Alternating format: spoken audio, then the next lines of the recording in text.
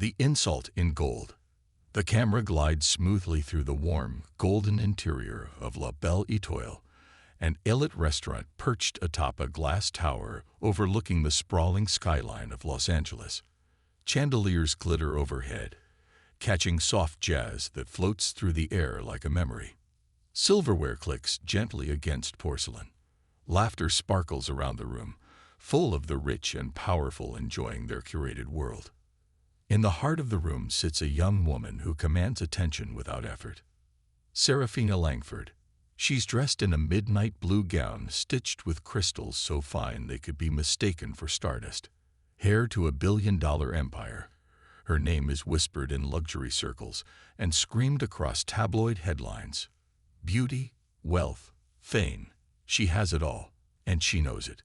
Beside her, almost invisible in his simplicity, sits Keanu Reeves. His black suit is clean but modest. No tie, no gold watch, just a quiet presence. He listens without interruption, his face calm like a still lake. He's not here to impress. He's just here, and somehow, that unsettles people like Serafina. She leans in slightly, her lips curling into a smirk. Her voice is low, but every syllable is sharp enough to slice through silk.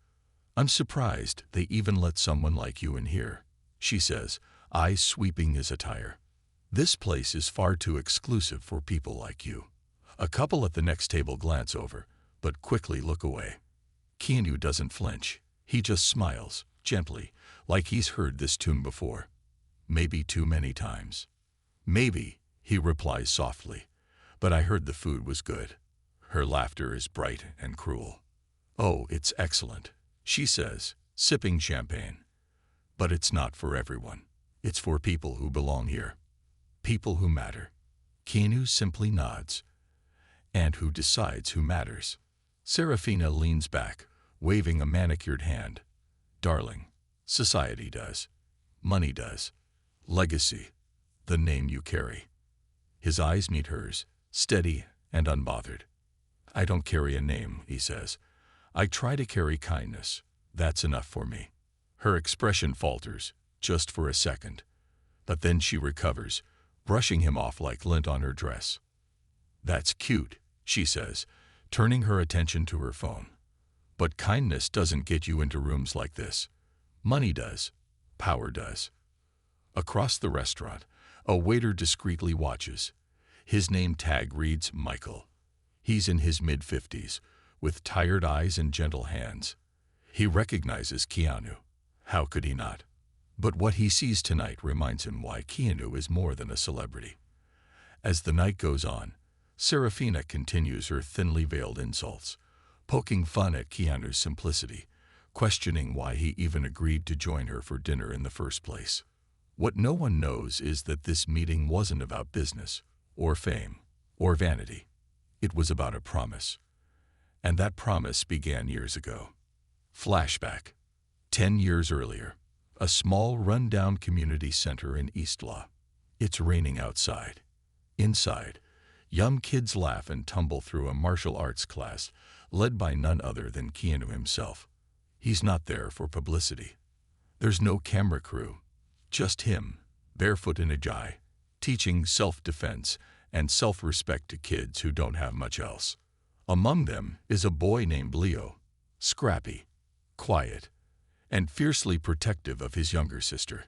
Their mother works 3 jobs. Their father left long ago. Leo watches Keanu with awe, not because of the movies, but because of the way he speaks to them, like they matter. "Remember," Keanu tells the class, "you don't have to be loud to be strong. You don't have to hurt others to protect yourself. Your heart is your first weapon. Use it." Leo soaks in every word. After class, Keanu sits with him on the floor, tying his frayed belt. "You okay, Leo?" The boy nods, shy. "Just wish people listened more." "You know what helps?" Keanu says, tapping his chest. "When they see you don't need them to. You live true anyway." The boy's eyes light up. Keanu hands him a small wooden carving. It's a dog, simple but smooth, something he made during his own rough times. Hold on to this, he says, and when you're older, remember where you came from, and that someone believed in you. Leo smiles for the first time that week. Back to present. Keanu's thoughts drift briefly to that boy, to the dozens of kids he taught without cameras, to the people whose names never made headlines, but whose lives changed because someone showed up. Serafina waves for the check, her mood dimming. Well, this has been educational, she says, sarcastic. But I have a gala to attend. Real people to meet. Keanu rises, not bitter, not wounded, just calm. He helps push her chair in. An old habit from his Canadian upbringing, maybe. Thank you for dinner, he says. Don't mention it, she replies, standing tall. I won't. As she walks away, the waiter, Michael, approaches with the bill in hand. Sir, he says, Mr. Reeves, it's on the house. Keanu blinks, surprised. Michael leans in. You donated a van to my son's school 5 years ago. I never got to say thank you. Until now. Keanu smiles, touched. You're welcome, Michael. I'm glad it helped. As he turns to leave, the camera pans across the room. People who once ignored him now look with curiosity, not because he raised his voice, not because he fought back, but because his quiet grace said more than money ever could. Outside the restaurant, a little girl stands by a streetlight, holding a leash. Her dog is barking wildly at the passing traffic. She's crying, lost and scared. Keanu kneels beside her. Soft words, a gentle hand. The dog calms. She explains that she lost her mom in the crowd. Without hesitation, Keanu lifts her gently onto his shoulders. We'll find her, he says. Across the street, paparazzi raise their cameras. But they don't take the shot. They just watch. Silent, witnessing something real. The girl with the ribbon. The city buzzes like a machine that never sleeps. Streets shimmer from recent rain, neon lights reflecting off the wet pavement like strokes of color on an urban canvas. The night has just begun for most. Drivers rush, phones ring, lives continue at their own breakneck pace. But for Keanu, standing in the rain beside a scared child and her trembling dog, time feels different. What's your name? He asks softly, his voice calm like a lullaby. The girl sniffles. Maya. Hi, Maya, he says, kneeling beside her. I'm Keanu. And this is... She looks down at her small white dog. Her name is Clover. Clover shivers, pressing against Maya's leg. Keanu reaches out slowly, letting Clover sniff his hand before gently petting her. The girl giggles through her tears. My mom was right behind me, she says, pointing toward the restaurant. But then everyone was taking pictures, and I lost her. Keanu looks up and sees flashes. Paparazzi. Tourists. Influencers with gimbals, all drawn to the restaurant where Serafina Langford just made her usual exit in style, surrounded by assistants, stylists, and envy. Keanu lifts Maya onto his shoulders again, shielding her from the growing crowd. Don't worry, he says. We'll find her. But Maya's mom isn't in sight. What begins as a simple act of kindness quickly becomes something more. A woman notices the girl on his shoulders and whispers, "Isn't that KeanuReeves?" Soon, people stop. They pull out phones. Some record, others just stare. Not at the movie star, but at the man. The gentle, patient man helping a child who doesn't know him. Meanwhile, inside a limousine down the block, Serafina is scrolling through her phone. She notices a trending video. Blurry. Nighttime. A girl on a man's shoulders. A dog barking. And then a name in bold letters. KeanuReeves rescues lost child outside exclusive restaurant. Video melts hearts. Her lips tighten. She turns up the volume and hears Maya's soft voice. He said we find my mom. He's really nice. Serafina scoffs. How predictable. But something in her chest twists. Not jealousy. Not irritation. Something else. Something she hasn't felt in a long time. Maybe since she was a girl herself. The memory hits her fast and hard. Flashback. A little girl stands alone in a giant marble foyer. Her hair is tied with a pink ribbon. Her parents are arguing in another room. Again. It's always again. A housekeeper kneels beside her, offering a cookie. "You okay, Miss Serafina?" The girl nods, but she lies. Her tiny fingers twist the ribbon in her hair. She won't cry. Not again. "People leave," she says. But the ribbon stays. The housekeeper frowns. "Why would people leave?" The girl shrugs. "Because love is heavy." The housekeeper's eyes fill with pity. "Well, then maybe one day someone strong enough will carry it with you." Back to present. Serafina's phone buzzes. Another message from her publicist. Keanu is trending for all the right reasons. Might be good optics to post something supportive. Let me know. She locks her screen. Optics. Image. Perception. That's her world. But Keanu doesn't seem to care about any of that. He never did. And it bothers her more than she wants to admit. Across the street, Maya's mother finally rushes into the crowd. Out of breath, eyes wide with panic. "Maya." Keanu lowers the girl gently. She runs into her mother's arms, Clover barking joyfully at their feet. "Thank you," the mother says, her voice cracking. "Thank you so much, Mr. Reeves." Keanu waves it off, smiling. Just glad she's safe. The crowd claps. It's not loud, not theatrical, just honest. One person speaks up. "You're nothing like the headlines." Keanu chuckles. Neither are most people. And then he's gone, disappearing into the night like mist before sunrise. The next morning, social media is flooded. News articles, blogs, TikToks. But this time it's not about a scandal or a luxury car. It's about a man who knelt in the rain to help a child and chose kindness over spectacle. Serafina watches from her penthouse balcony. For the first time in years, she's not thinking about her next brand deal or gala invite. She's thinking about a girl with a pink ribbon and a man who made the world pause just by being decent. Later that week, Keanu visits an animal shelter tucked between two graffiti-covered buildings in downtown Law. The air smells like rain and kibble. Inside, cages line the walls. Barking, whining, soft purring from the corner room. He kneels beside an old golden retriever with cloudy eyes. "Hey, buddy." The dog lifts its head, tail thumping slowly. They say he was abandoned after his owner passed. The volunteer says, "No one wants the older ones." Keanu opens the cage slowly and sits beside the dog, letting it rest its head on his lap. "Then he's perfect," Keanu replies.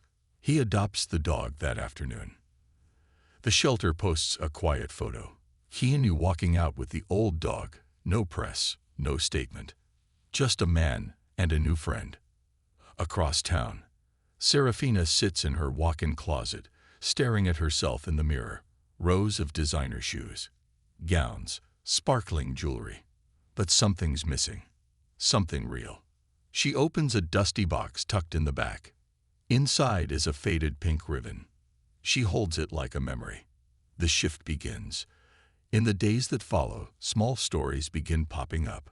A waitress at a diner posts that Keanu left a $500 tip with a note, "For your daughter's art school."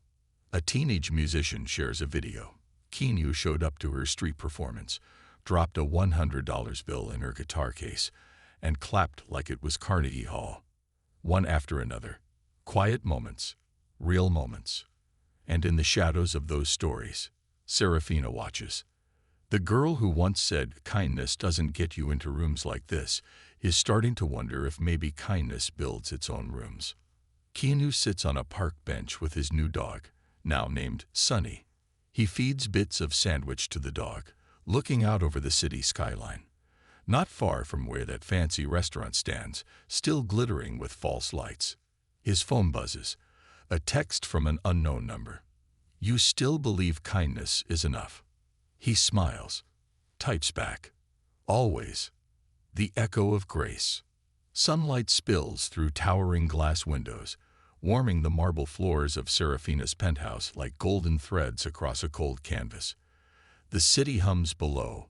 Horns, voices, music, life moving fast. But inside her gilded walls, Serafina Langford feels still. Too still. She stands barefoot in her living room, holding the pink ribbon she once wore as a child. It feels too soft, too fragile in her manicured fingers. For years, she crafted her world from steel and diamonds, from labels, brands, and perfectly filtered stories. She knew how to smile for cameras and disappear behind tinted glass. And yet here she was, haunted by a moment she couldn't spin. Keanu's face, calm, patient, unmoved by her mockery. That little girl on his shoulders, the way he shielded her like she was the most important person on earth. And then he was gone, not basking in fame, not capitalizing on the moment, just gone, as if kindness was all he needed to carry with him. Serafina places the ribbon on the edge of the fireplace and exhales. The ribbon doesn't belong in this room. Not yet. Meanwhile, in a modest apartment across town, Keanu is folding laundry. His dog, Sunny, lies sprawled across the floor, paws twitching in a dream. Sunlight dances on the floorboards. The room smells faintly of coffee and old books. He finishes folding a worn black hoodie, then picks up a notebook filled with names. Scribbled notes, birthdays, reminders. He flips to a page marked with a heart. Leo, scholarship fund update / check in Bowie's sister art program. It's been years since he last saw Leo in person, but Keanu never let go of that promise. Help without expecting anything back. Plant seeds. Trust they'll grow. A knock at the door interrupts his thoughts. A young woman stands outside, holding a folder. Mr. Reeves, I'm from Heroes Unseen, the foundation you've been quietly supporting for over a decade. We're organizing a private gala to raise support for foster youth. Would you maybe consider speaking this year? Keanu hesitates. I'm not much for stages. She smiles. You wouldn't be on one. We just want you at a table with the kids, eating with them, talking to them, being real. He nods. That I can do.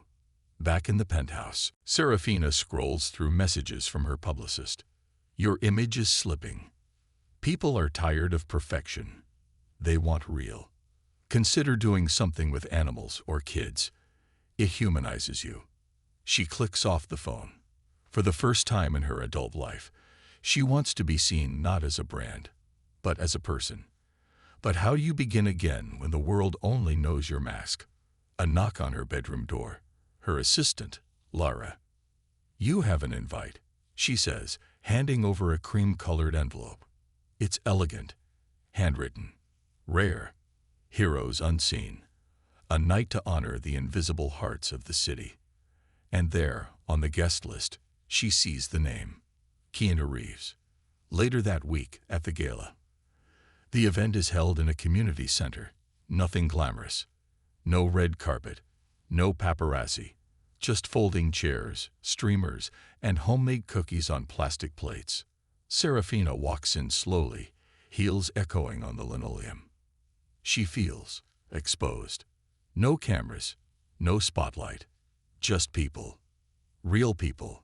Kids talking to volunteers, old women laughing, teenagers with name tags and hope in their eyes. Then she sees him. Keanu is sitting cross-legged on the floor with a group of kids.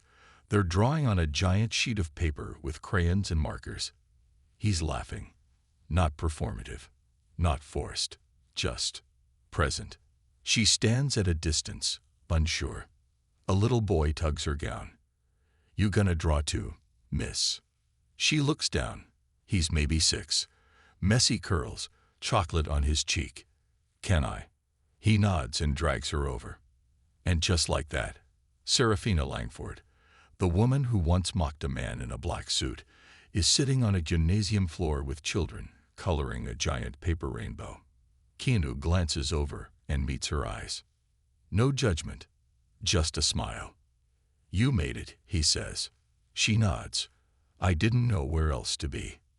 You're right where you need to be, he replies. As the evening unfolds, Serafina hears stories. One girl talks about living in 6 different foster homes. A boy shares how he was told he'd never finish school until a scholarship changed everything.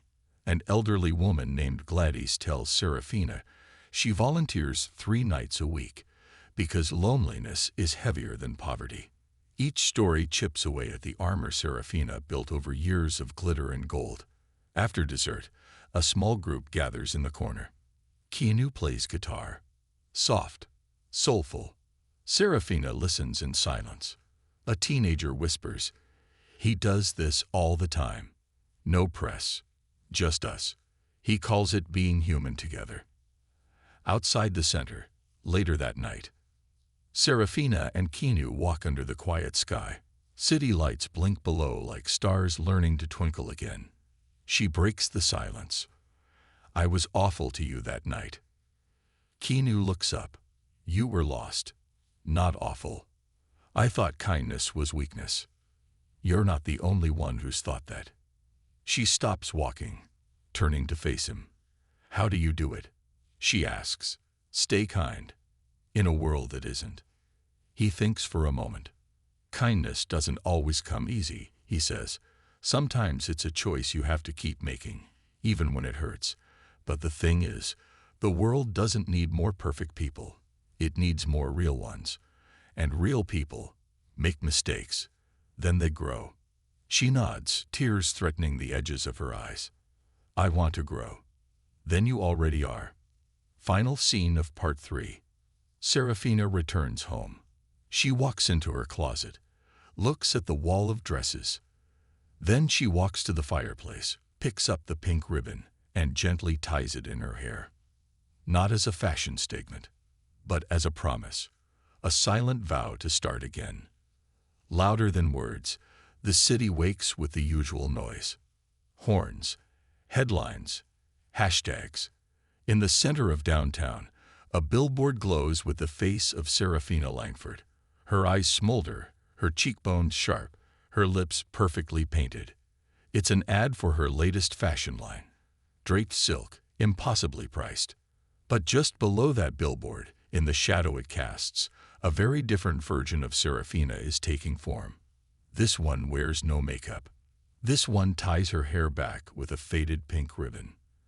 And this one stands quietly in a soup kitchen, sleeves rolled up, handing out warm bowls to cold hands. Inside the shelter, Serafina moves slowly at first. Unsure, unsteady. Every instinct tells her she doesn't belong here. This isn't her world. But every time she hands someone a meal, every time she's met with tired eyes and a quiet thank you, something inside her shifts. A woman in her 60s takes her hand and whispers, "You look like someone who finally got tired of pretending." Serafina nods and smiles. Keanu watches from a distance. He didn't invite her here. She came on her own. He didn't guide her path. She followed the feeling. That, to him, is everything. They don't talk much these days, but they don't need to. Some people speak louder in silence, and Serafina is learning to listen.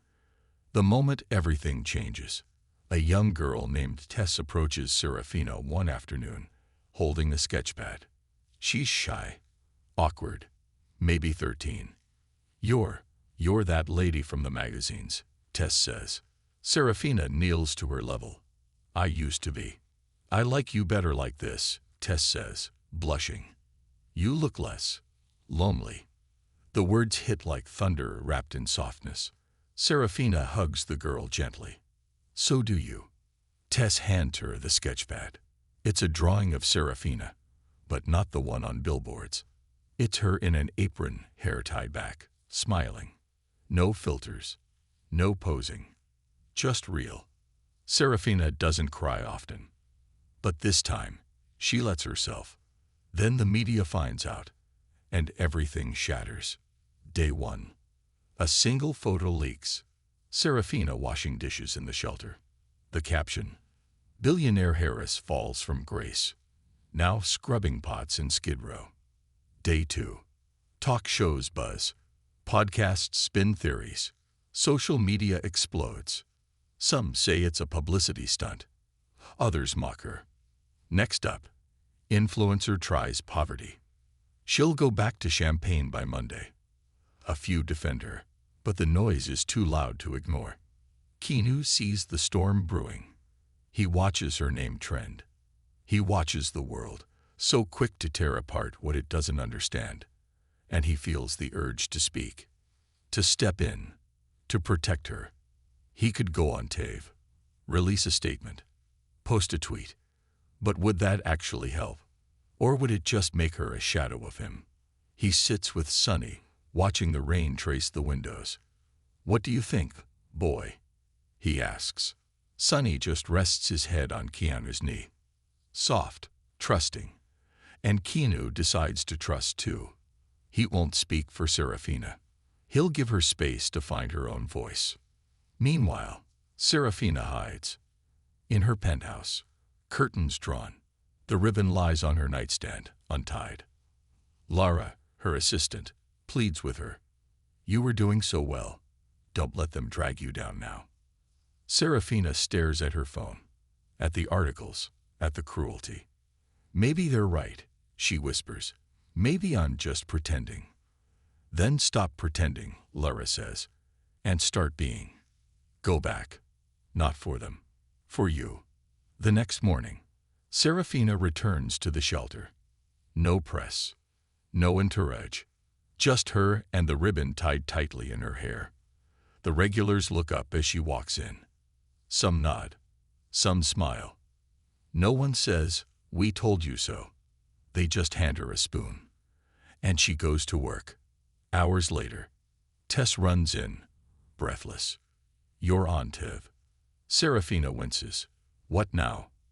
"No, it's good," the girl says. "He's talking about you." Serafina rushes into the staff room. The old TV crackles to life. A late-night interview is playing. Keanu is the guest. The host leans forward. "So, there's this video going around of you and that billionaire girl in a shelter. What's up with that?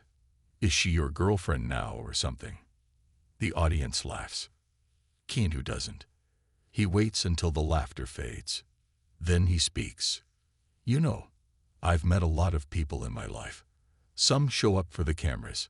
Some show up for the cause. And then there's Serafina Langford." The host raises an eyebrow. Keanu continues. "She doesn't show up to be seen. She shows up because she finally sees the people, the pain, the beauty. She's learning. And that's harder than acting. Harder than wealth. Learning to be real in a world full of masks. That takes courage." The audience goes quiet. The host clears his throat. "So, you're saying it's not a stunt?" Keanu smiles. "I'm saying some of the loudest hearts beat quietly, and hers is learning to sing." Serafina turns off the TAV. Tears fall quietly. Not because someone defended her, but because she's starting to believe she deserves it. That evening, she goes live. For the first time in her life, Serafina opens a live stream not to promote anything, but to tell her truth. No makeup, no glam team, just her, and a room full of shadows she's ready to leave behind. "Hi," she says, voice shaky. "You all know me, or at least, you think you do." She pauses. "I used to believe kindness was weak, that wealth made me worth something. I looked down on people who didn't have what I had. I even mocked someone who only ever showed me patience." Her voice cracks. "But I was wrong. And now, I'm trying to be better. Not perfect. Just better." She holds up the sketchpad Tess gave her. "This is who I want to be." The chat floods with hearts. Comments. Hope.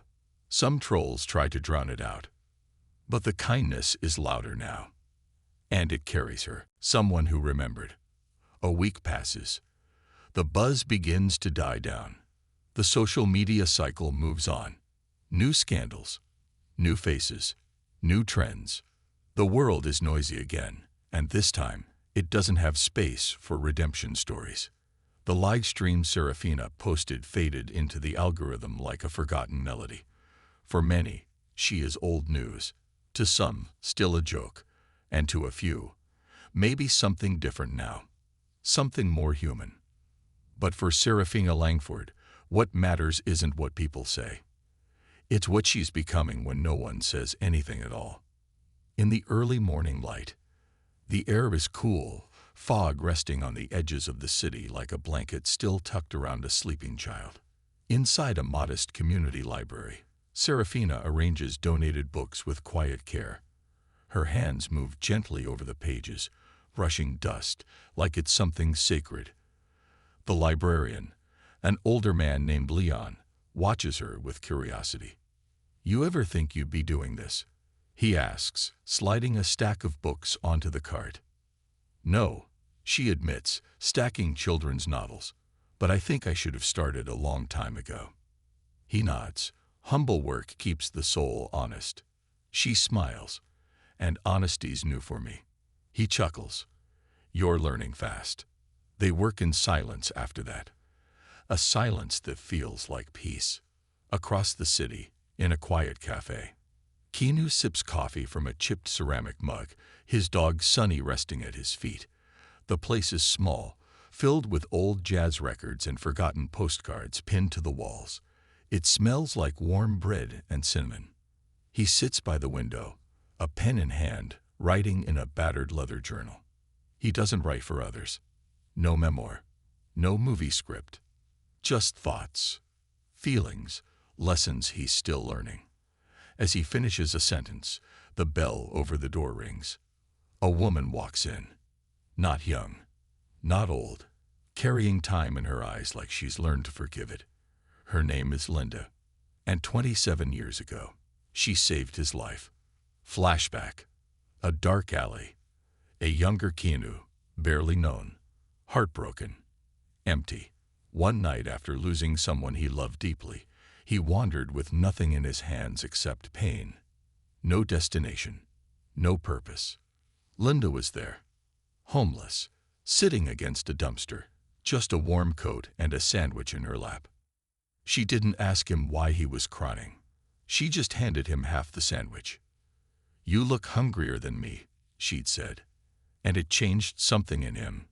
That night, she didn't see a rising actor. She saw a human being who needed kindness.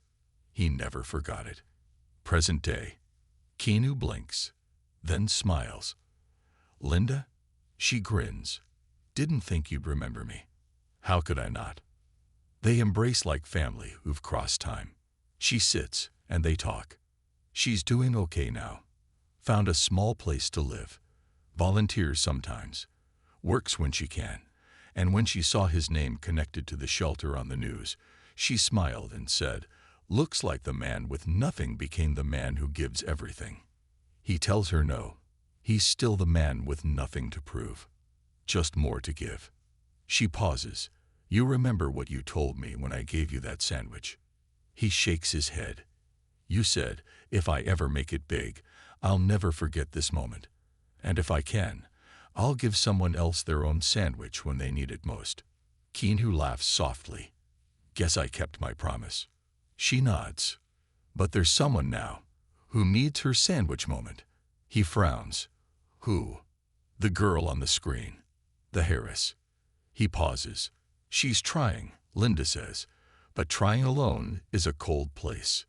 Later that day, Keanu visits the library where Serafina has been helping. He doesn't announce himself, just walks in like anyone else. He finds her restocking a children's shelf. She doesn't see him at first. Then she turns. For a second, she just blinks, startled. Then a quiet smile blooms. "Looking for something?" she asks, playfully. "Maybe a recommendation," he replies. They sit in the reading corner, a sunbeam cutting through the dust like a spotlight on forgotten things. He tells her about Linda, the sandwich, the vow. And then he reaches into his coat and pulls out a simple brown bag. He hands it to her. Inside, half a sandwich. Serafina stares at it. "What's this?" "Your moment," Keanu says, from someone who got his. She doesn't cry, but she feels it. The weight, the warmth, the meaning. She nods, understanding everything without needing another word. That evening, they walk through the park as the sky turns orange. They don't talk about fame, or the past, or what they were. They talk about books, old dogs, the first time they felt small, and the first time they realized small wasn't bad, just real. Keanu tells her, "You know, you don't owe the world an apology for who you were, just an effort to become who you're meant to be." She nods slowly. "I think I'm finally on that road." "And how does it feel?" "Like walking barefoot after a storm," she says. "Cold, but clean." Serafina sits at a long wooden table in a youth center. Kids draw and laugh around her. She's listening to a boy named Amir talk about his dream of becoming a vet. "Why a vet?" she asks. He shrugs. "Animals don't judge. They just love you." Her heart stirs. It's so simple, so pure. Then she reaches into her purse and pulls out the sandwich, wrapped neatly, untouched. She offers it to Amir. "You hungry?" He nods, eyes wide. She smiles. "Someone gave it to me. Now I'm giving it to you." Amir takes it with a grin. "Will I have to give it to someone else?" She kneels beside him. "Only if you want to change their life." The lights go out. The city never truly sleeps, but that night, it held its breath. Rain falls in rhythmic taps against windows, splattering on sidewalks and sliding down neon-lit walls like tears. Traffic slows. Clouds hang low. And somewhere inside a dimly lit shelter, hearts beat together in quiet, fragile hope. The youth center had become a second home to many, a place where laughter echoed louder than pain, where hot meals warmed more than just bodies, where the forgotten were finally seen. Inside, Serafina is helping Tess finish a school project. The girl sits cross-legged on the floor, colored pencils scattered around them. "Do you think people ever change forever?" Tess asks, not looking up. Serafina takes a deep breath. "I think people change when it hurts too much to stay the same." Tess nods. "I'm glad you changed." Serafina doesn't reply, but her hand moves gently across the girl's back, like an unspoken promise. Across the room, Keanu is fixing a flickering overhead light with a volunteer named Ray. They laugh quietly as they work, old tools and older jokes between them. And just when the moment feels almost too peaceful, the power dies. Total darkness. A beat. Then the murmurs begin. Children shuffle nervously. Outside, a lightning strike flashes. Then thunder booms so loud it rattles the floorboards. Keanu reacts first. "Stay calm," he says, his voice steady. "We'll get it back on." Ray frowns. "Generator's been unreliable for weeks. We didn't have funds to replace it." Keanu grabs a flashlight. "We'll find a way." Serafina gathers the kids in a circle, holding them close, trying to be the calm in their storm.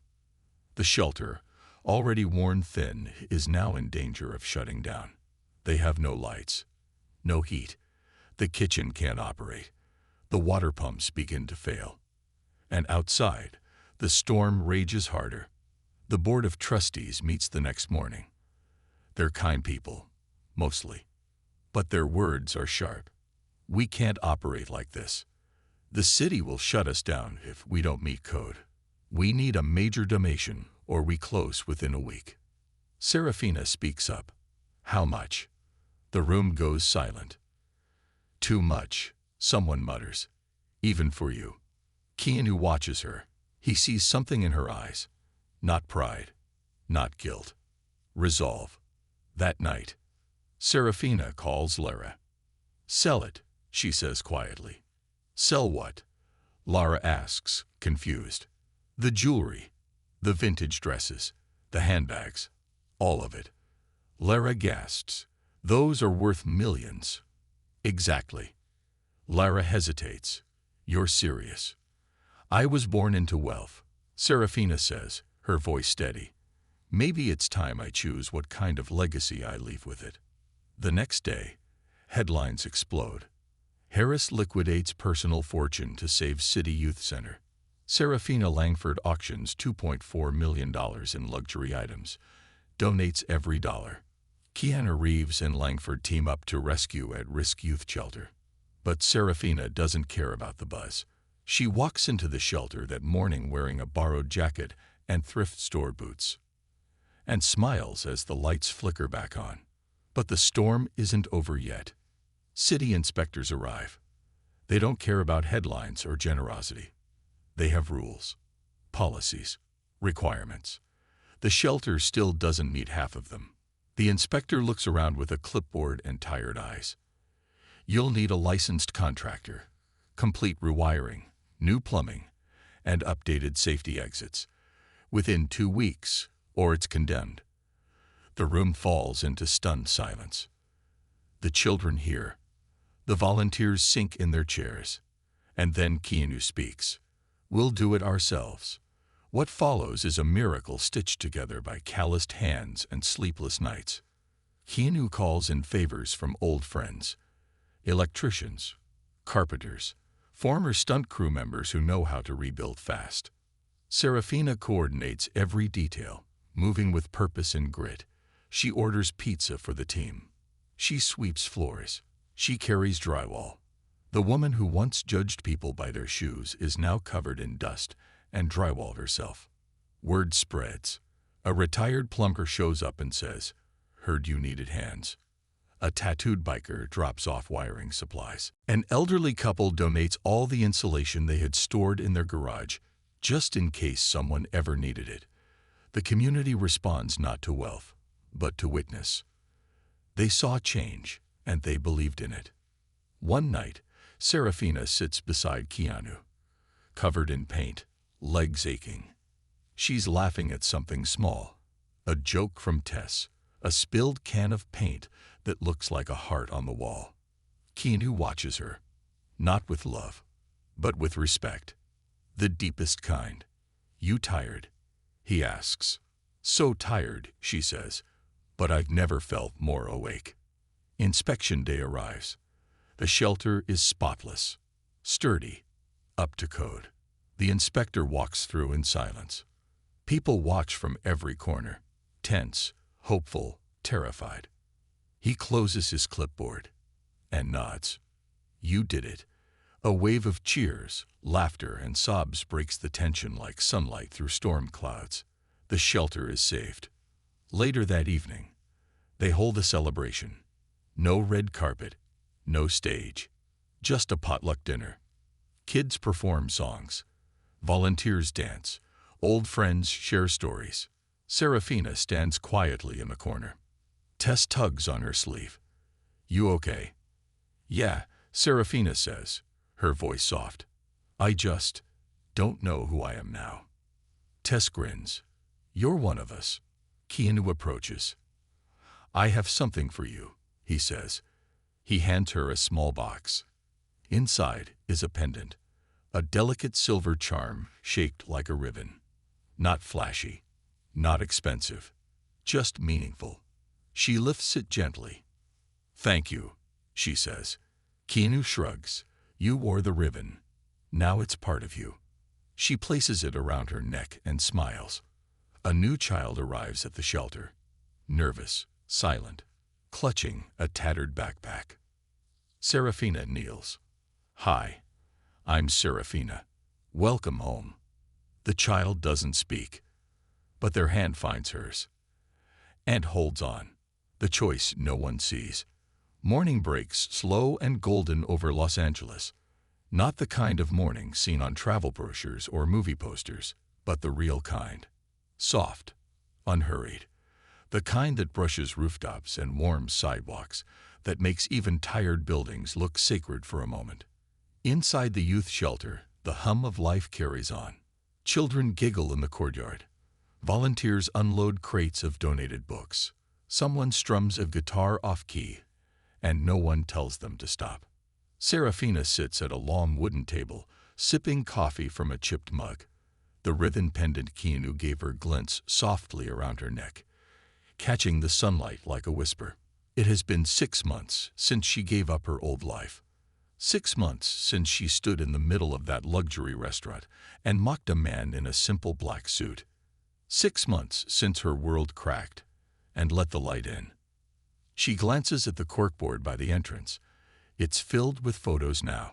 Smiling kids, shared meals, rebuilt walls, little victories. In the center, taped with care, is a photo of her and Keanu surrounded by volunteers, their clothes dusty, their hands raised in celebration. It's not perfect, but it's real. And that's more than she ever thought she'd have. The call comes on a Tuesday afternoon. Lara, her former assistant, now her closest friend, picks up the landline. Her expression changes slowly. Then she hands the phone to Serafina, eyes wide. "It's national television," Lara says. "They want you and Keanu to speak. Prime time. Full feature." Serafina blinks. "What?" "They want your story. The fall, the change, the shelter. All of it." Serafina covers the mouthpiece. "Why now?" Lara shrugs. "Because you've become something rare. Because you disappeared from fame and became unforgettable." Serafina swallows. "They offer a private jet, a luxury suite, a makeup team. They want the full redemption arc."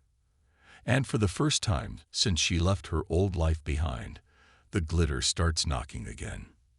That night, she tells Keanu. They sit on the roof of the shelter, legs dangling over the edge, watching the lights below blink like stars unsure of their place. "Are you going to do it?" he asks. "I don't know," she admits. "It feels complicated." "Why?" She takes a breath.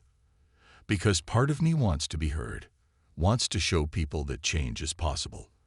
But another part is scared. What if I become her again?" "You won't," Keanu says. "How can you be sure?" He smiles faintly. "Because people who fear going backwards are already walking forward." 3 days later, they board the jet. Not because they crave attention, but because sometimes the world needs reminders that quiet transformation is still possible. On the plane, they review interview questions. What was your breaking point? Did you fall in love? What's your message to the world? Serafina crosses most of them out. Too dramatic, she says. Too hollow. She wants truth, not spectacle. The studio is bright and cold. Glass walls, makeup chairs, rushed producers with headsets barking instructions. Keanu sits calmly, eyes closed, centered. Serafina walks in wearing the simplest dress she owns. No designer, no glam. Just her. The show starts. They're seated on a white couch across from the host, who's smiling too wide. Tonight, the host begins. We welcome a woman whose name once graced every fashion magazine in the world, and then vanished into a life no one saw coming. Applause. Serafina looks down. Keanu glances at her, gives a nod, and she speaks. Softly, steadily. "You want to know what changed me," she begins. "I insulted someone I didn't understand, and instead of punishing me, he showed me grace." The audience goes still. I thought kindness was weakness. I thought wealth meant worth. But what I've learned is, kindness is strength that doesn't need an audience. And wealth, real wealth, is connection. She continues. She tells them about Tess, about Amir, about painting walls and burning her fingers trying to fix broken ovens. She tells them about failure, about fear, and about how sometimes being broken is just the beginning. And when she finishes, there's no applause. Not right away. Just silence. The kind that means they heard her. Every word. The next day, they fly home. No paparazzi follow them. No magazine spreads. But the shelter receives thousands of letters. Some from people with nowhere to go. Some from mothers trying to heal. Some from kids who watched the interview and said, "I want to grow up to be like her." A month later, A young woman arrives at the shelter. She's scared, defensive. Her clothes are designer, but her eyes are hollow. Serafina greets her. First time. The girl nods. You don't have to be anything here, Serafina says. Just be. The girl asks, what are you? Serafina smiles gently. Someone who remembered how to feel. Keanu stands outside the shelter, tossing a tennis ball to Sunny. Behind him, children run and shout and draw chalk on the pavement. Serafina joins him, holding a folder. We just got the green light, she says. We can open another center on the east side. Keanu smiles. Good. More light in the city. She looks at him. Do you ever miss the fame? He shakes his head. I never lost the part that mattered. What part is that? He points to the shelter. The part where I'm not acting. They stand side by side, and the camera pans up, not to a city skyline, but to the sky itself. Wide, free, real. Epilogue. Sometime later, in a quiet room, Serafina opens a journal. Inside, on the first page, she writes, For the girl I used to be. You were scared. You were proud. You were wrong. But you were never beyond hope. Thank you for letting go, so I could finally become. She closes the book and begins a new chapter. Not for cameras, not for headlines, just for life. Closing thought. Sometimes the loudest revenge isn't revenge at all. It's transformation. The kind that turns pain into purpose and pride into peace. Keanu never raised his voice. He didn't need to, because his kindness echoed louder than any insult ever could.